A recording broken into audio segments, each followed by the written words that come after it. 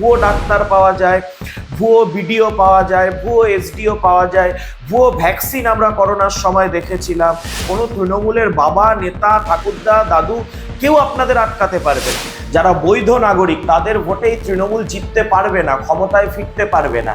তাই একটা ভুতুড়ে ভোটারের সাম্রাজ্য বানিয়ে রেখে। অঙ্কন, আপনাদের মাধ্যমে স্বাগত। এসআইআর এর স্ক্রুটিনি করতে গিয়ে বিভিন্ন অসঙ্গতি দেখা যাচ্ছে বিভিন্ন তথ্যে। সেক্ষেত্রে আমরা দেখতে পাচ্ছি বরানগরে, যেখানে দেখা যাচ্ছে জন্মের আগেই শংসাপত্র দেওয়া হয়েছে, যেখানে আমরা জানতে পারছি যে 1993 সালের 6ই মার্চ তার মানে জন্ম, কিন্তু যে জন্মের শংসাপত্র দেওয়া হয়েছে সেখানে দেওয়া আছে 1993 সালের 4টা মার্চ। কি বলবেন, দুদিন আগে শংসাপত্র? আসলে ট্রেনে যেমন তৎকাল সার্ভিস হয় না, তৎকালে টিকিট কাটা যায়, তেমনি এসআইআর এ নিজেদের ভুয়ো ভোটার, ভুতুরে ভোটার এগুলোকে বাঁচানোর জন্য তৃণমূল এখন তৎকাল সার্ভিসে এই বিভিন্ন তৎকাল সার্টিফিকেট শুরু করেছে। যেমন জন্মের তৎকাল সার্টিফিকেট, তৎকাল ডেথ সার্টিফিকেট, তৎকাল ডোমিসাইল সার্টিফিকেট, সব কিছু হয়ে যাচ্ছে। যারা তৃণমূলের মার্কড ভোটার, অর্থাৎ তৃণমূলের ভুয়ো ভোটার, ডবল এন্ট্রি ভোটার, ভুতুরে ভোটার, বাংলাদেশি রোহিঙ্গা অনুপ্রবেশকারী ভোটার, এই ধরনের ভোটারদের ভোটার তালিকায় যেন থাকে, তারা যেন বাঁচে, তাদেরকে বাঁচানোর জন্য, জীবনদান দেওয়ার জন্য এখন এসআইআর এ যেন তেন প্রকারে নয় ভুল নামগুলোকে ঢোকাতে হবে।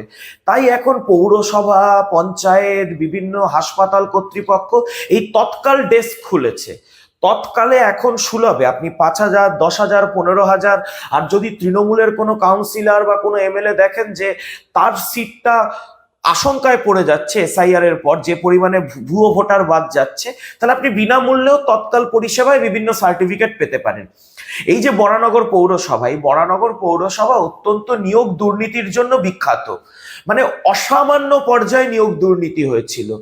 যারা পরীক্ষায় বসেনি তারাও পৌরসভায় চাকরি পেয়ে গেছিল। সুতরাং এই পৌরসভা এই তৎকাল পরিষেবায় ভুয়ো সার্টিফিকেট দেবে, এটাই তো মানে স্বাভাবিক ব্যাপার। এটাই তো তৃণমূলের আমলে একটা স্বাভাবিক বিষয় হয়ে গেছে যে বিভিন্ন পৌরসভা, বিভিন্ন কর্তৃপক্ষের সংস্থা, বিভিন্ন হাসপাতাল এখন ভুয়ো সার্টিফিকেট দিতে ব্যস্ত। পশ্চিমবঙ্গটা এখন ভুয়োর রাজ্যে হয়ে গেছে। ভুয়ো ডাক্তার পাওয়া যায়, ভুয়ো বিডিও পাওয়া যায়, ভুয়ো এসডিও পাওয়া যায়, ভুয়ো ভ্যাকসিন আমরা করোনার সময় দেখেছিলাম, আবার এখন দেখছি এসআইআর এর সময় ভুয়ো সার্টিফিকেট। আপনি ভাবার চেষ্টা করুন, ইলেকশন কমিশন ইতিমধ্যেই প্রায় এমন 2,000 ভোটার মার্ক করেছেন যারা বাংলাদেশি, ঘোষিতভাবে বাংলাদেশি, তারা এখানে জাল শংসাপত্র বানিয়ে নিয়েছে। অর্থাৎ তৃণমূলের সৌজন্যে বাংলাদেশের অনুপ্রবেশকারীরা জাল নথি, ভুয়ো সার্টিফিকেট বানিয়ে ভারতীয় হয়ে যাচ্ছে। তারা আমাদের অন্ন বস্ত্র বাসস্থানে ভাগ বসাচ্ছে। তাহলে দিনের শেষে ভারতবর্ষের সাধারণ পশ্চিমবঙ্গবাসীর অধিকার, সেই অধিকারটা হরণ করে নিচ্ছে কারা? বাইরের থেকে আসা বাংলাদেশিরা। এবং সবচেয়ে গুরুত্বপূর্ণ বিষয়, আমরা এর আগেও দেখেছিলাম অশোক দাসের মতো বিএলওর ওপর চাপ সৃষ্টি করে তৃণমূল মানে এই ভুয়ো ভোটার বাঁচানোর কৌশল করেছিল। এখনো বেশ কিছু ইআরও, এইআরও ওপর নানাভাবে তারা চাপ সৃষ্টি করছে, নানা রকম ধমক চমকের মধ্যে তারা তাদের কাজটা হাসিল করানোর চেষ্টা করছে। এই যে এতদিন ধরে স্ক্রুটিনি রয়েছে, বিএলওর পক্ষ থেকে স্ক্রুটিনি, পরবর্তীকালে ইআরও, এইআরওদের স্ক্রুটিনি, তাহলে এতদিনে কেন এই বরানগরের এই বিচ্যুতিটা এটা ধরা গেল না? দেখেননি নাকি সজ্ঞানে দেখেও নজর এড়িয়ে গেছেন? বা কারুর কথায় আমরা তো শুনি বরানগরের এনার্জি সায়ন্তিকা ব্যানার্জি, এবার তার এনার্জিতে অনুপ্রাণিত হয়ে দেখেননি?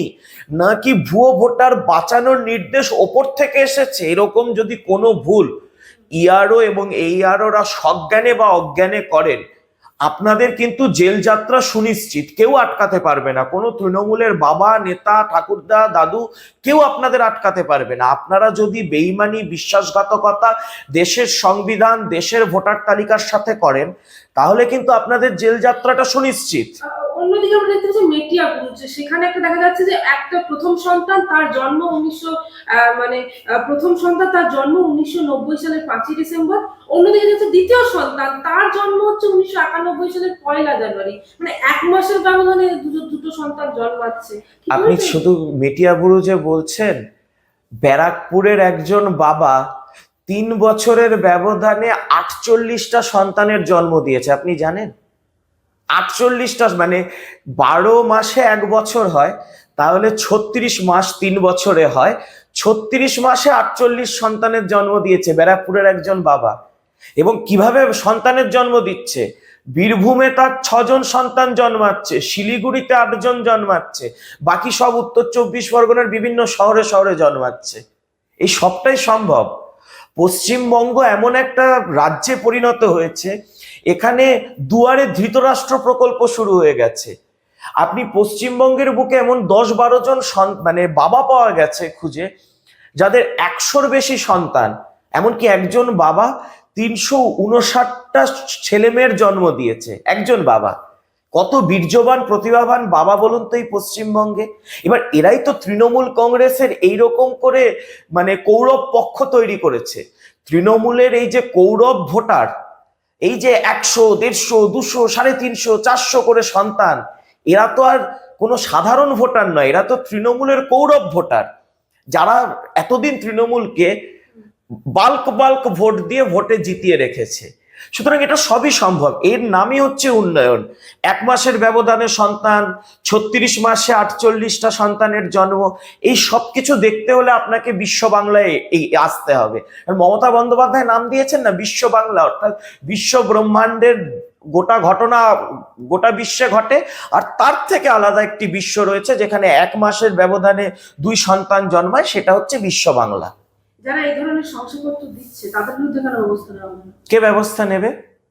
আপনি কার কাছে ব্যবস্থা নেওয়ার জন্য প্রত্যাশা রাখছেন? পরিকল্পিতভাবে প্রশাসনিক মদতে এই যাবতীয় ভুয়ো জাল নথি তৈরি হচ্ছে।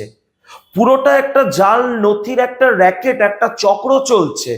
আপনি যান প্রত্যেকটা পৌরসভায়, কিচ্ছু না, আপনি একজন সাধারণ নাগরিক হিসেবে যান, দাদা এসআইআর এর নাম ওঠেনি, নাম তুলতে হবে, সার্টিফিকেট বানাবো। আপনি নিজে গিয়ে বলুন, দেখবেন, বলবেন ও আচ্ছা আচ্ছা, কোন একটা কাউন্সিলরকে আপনাকে ফোন করবে, আপনি কোন ওয়ার্ডে থাকেন, কাউন্সিলরকে ফোন করবে, কাউন্সিলর যদি বলে দেয় হ্যাঁ হ্যাঁ বানিয়ে দাও, আপনার কিচ্ছু লাগবে না, কোনো তথ্য লাগবে না, জাল নথি বিভিন্ন পৌরসভা বানিয়ে দিচ্ছে। তো পুরোটাই তো প্রশাসনিক অঙ্গুলি হিলনে হচ্ছে। আপনি ভুলে গেছেন মমতা ব্যানার্জি একটা কথা বলেছিলেন এসআইআর শুরুর সময়, যে বুদ্ধিটা একটু খরচা করুন, কাগজপত্রগুলো চটজলদি বানিয়ে নিন। সুতরাং রাজ্যের প্রশাসনিক প্রধানের নির্দেশে পৌরসভা, পঞ্চায়েত, বিডিও, এসডিও, বিভিন্ন হাসপাতাল এই ভুয়ো সার্টিফিকেট বানাচ্ছে। কাউকে যদি অ্যারেস্ট করতে হয় মুখ্যমন্ত্রীকে অ্যারেস্ট করা উচিত, কারণ এই জাল নথি বানানোর পরামর্শ এবং উস্কানি দিয়েছিলেন স্বয়ং মুখ্যমন্ত্রী। তিনি প্রশাসনিক প্রধান হিসেবে প্রকাশ্য জনসভায় সবার সর্বসম্মুখে বলেছিলেন, তিনি সর্বসম্মুখে কথাটা বলেছিলেন যে সমস্ত সরকারি আধিকারিকদের কার্যত ধমক দিয়েছিলেন যে নির্বাচন কমিশন 3 মাস থাকবে, আমরা কিন্তু 5 বছর থাকবো, কার কথা শুনবে দেখে নাও। এরপর কোন সরকারি মানে কর্মচারীর ঘাড়ে কটা মাথা আছে বলুন তো? একেতে ডিএ দেয় না, ডিএর রায় ঘোষণার পরেও ডিএ দেয় না, তারপর তো বেতন আটকে দেবে, নাহলে ট্রান্সফার করে দেবে। তো সরকারি কর্মচারীরা তৃণমূল নেত্রীর নির্দেশে এই যাবতীয় দুর্নীতিটা করছে। না, আপনি বলছেন এটা পুরোটাই পরিকল্পনা মাফিক দুর্নীতি হচ্ছে? পুরোটাই একটি পরিকল্পিত দুর্নীতি, এবং এই দুর্নীতির যিনি রানী তার নাম মমতা ব্যানার্জি। এই যে ভোটার তালিকা, আমরা তো নিয়োগ দুর্নীতি শুনেছি, কয়লা দুর্নীতি শুনেছি, সব শুনেছি, কিন্তু সবচেয়ে বড় দুর্নীতি হচ্ছে ভোটার তালিকায় দুর্নীতি, যেটা এই তৃণমূল করেছে। তৃণমূল জানে যে সুষ্ঠু নাগরিকদের ভোটে, যারা বৈধ নাগরিক তাদের ভোটে এই তৃণমূল জিততে পারবে না, ক্ষমতায় ফিরতে পারবে না, তাই একটা ভুতুরে ভোটারের সাম্রাজ্য বানিয়ে রেখেছে। আপনি ভাবুন না, এতগুলো রাজ্যে এসআইআর হচ্ছে, কোথাও এই হইহুল্লো হচ্ছে, কোথাও মুখ্যমন্ত্রীকে সুপ্রিম কোর্টে নাটক করতে ছুটতে হয়েছে। কিসের এত গাত্রদাহ মুখ্যমন্ত্রীর গাত্রদাহ? কারণ মুখ্যমন্ত্রী জানেন তিনি যেতেন ভুয়ো ভোটারদের ছাপ্পায়, তার দল যেতে ভুয়ো ভোটারদের ছাপ্পায়, এই ভুতুরে ভোটার না থাকলে তৃণমূল দলটাই উঠে যাবে। এই যে মানে চূড়ান্ত তালিকা প্রকাশের আগে এই যে অসঙ্গতিগুলো আমরা দেখতে পাচ্ছি, এই যে এখানে যারা এই কাজ করছে, এই কাজগুলো করছে তাদের না, এখন তো ভ্যালেন্টাইন উইক চলছে, তো ভ্যালেন্টাইন উইকটা পেরিয়ে যেতে দিন। 14ই ফেব্রুয়ারি অবধি তৃণমূলের সাথে যে সমস্ত সরকারি আধিকারিকরা অর্থের লোভে অথবা ক্ষমতার ধমকিতে নথি স্বীকার করে যারা এই ভুলগুলো মানে করছেন, বা এই ভুলগুলো, এই অসঙ্গতিগুলোকে যারা অনুমোদন দিচ্ছেন, সে বিএলও হোক, ইআরও হোক বা এইআরও হোক, তাদের ভবিষ্যৎটা কিন্তু জেলেই কাটবে। প্রায় আপনি জানেন যে 450-র ওপর বিএলও এবং এইআরও যারা ভোটার তালিকায় অসঙ্গতি রেখেছিলেন তারা কিন্তু বিহারে জেল খাটছে, এখনো জেল থেকে মুক্তি পায়নি। এটা রাষ্ট্রের সাথে বেইমানি, রাষ্ট্রের সাথে বিশ্বাসঘাতকতা, ভারতের সাথে বেইমানি করা যারা এটা করছেন, সে ইয়ারও হন এইআরও হন। আপনি যদি আজকে তৃণমূলের হুমকিতে নতি স্বীকার করেন আপনি তবুও অন্যায় করছেন। আপনি যদি তৃণমূল নেতার থেকে পয়সা নিয়ে এই অসঙ্গতিগুলোকে অনুমতি দিচ্ছেন তবু আপনি অন্যায় করছেন, এবং এই অন্যায় করার পরিণাম কিন্তু আপনাদের ভুগতে হবে। আপনাদের কিন্তু জেল যাত্রা অনিবার্য। भारत की आत्मा बसती है गांवों में और इन गांवों की शान है हमारा जनजातीय समाज। प्रधानमंत्री श्री नरेंद्र मोदी जी और मुख्यमंत्री श्री मोहन यादव जी के नेतृत्व में मध्य प्रदेश सरकार ने लिया है संकल्प सबका साथ, सबका विकास और सबका विश्वास। धरती आबा जनजातीय ग्राम उत्कर्ष अभियान ने जनजातीय अंचलों में विकास की गंगा बहाई है। प्रधानमंत्री जनमन योजना अंतर्गत ग्रामीण आवास, सड़कें, शिक्षा और बिजली सब कुछ तेजी से पहुंच रहा है गांव-गांव। 21 जिलों में 66 मोबाइल मेडिकल यूनिट से स्वास्थ्य सेवाएं अब पहुंच रही हैं दूरस्थ अंचलों तक। जनजातीय मेहनतकश भाइयों बहनों को मिला है उनके श्रम का उचित सम्मान।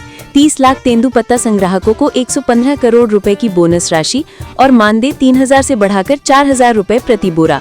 ये है गरीब कल्याण और सम्मानजनक जीवन की नई दिशा। नए भारत का सपना तभी पूरा होगा जब युवा सशक्त होंगे। इसलिए UPSC, PSC, GATE, NEET, JEE और क्लैट जैसी प्रतियोगी परीक्षाओं के लिए दी जा रही है निशुल्क कोचिंग। आकांक्षा योजना और विदेश अध्ययन छात्रवृत्ति ने हजारों सपनों को दिया है नई उड़ान। प्रदेश में स्थापित 126 वनधन केंद्रों से 30,000 से अधिक जनजातीय युवाओं को मिला है रोजगार। देश का पहला ट्राइबल हॉस्टल हो या सेना और पुलिस सेवाओं में भर्ती के लिए विशेष प्रशिक्षण, सरकार हर मोर्चे पर जनजातीय युवाओं को बना रही है आत्मनिर्भर। माननीय प्रधानमंत्री नरेंद्र मोदी जी के आदिवासी गौरव के संकल्प और मुख्यमंत्री मोहन यादव जी के अथक प्रयासों से आज मध्य प्रदेश का जनजातीय समाज शिक्षा, स्वास्थ्य, रोजगार और सांस्कृतिक संरक्षण हर क्षेत्र में आगे बढ़ रहा है। मध्य प्रदेश सरकार का विश्वास है जब जनजातीय समाज आगे बढ़ेगा तभी प्रदेश और देश आत्मनिर्भर भारत के सपने को साकार करेगा। सबके साथ, सबका विकास, यही है आत्मनिर्भर मध्य प्रदेश का संकल्प।